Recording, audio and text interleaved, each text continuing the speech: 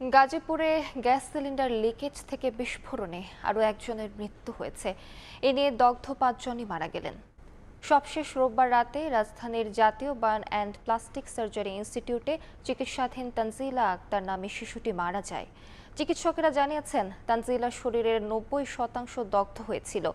একই ঘটনায় গত মঙ্গলবার তানজিলার মা তাসলিমা আক্তার চিকিৎসাধীন অবস্থায় মারা যান। তিনি ৫ মাসের অন্তঃসত্ত্বা ছিলেন।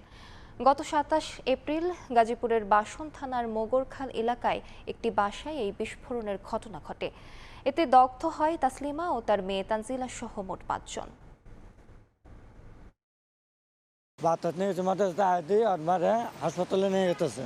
বাচ্চা আমি লগে করে আবার হাসপাতালে দৌড়েছি যদুপুরতে আবার হাসপাতালে আবার এই যে ঢাকা মেডিকেল নিয়ে আনা হলো। প্রথমে যার আগুন ধরছিল সে প্রথম দিনে মারা গেছে, আর আমার যেটা সে মারা গেছে হলো ২৯ তারিখে, আর আজকে হলো আমার ভাস্তি মারা গেল।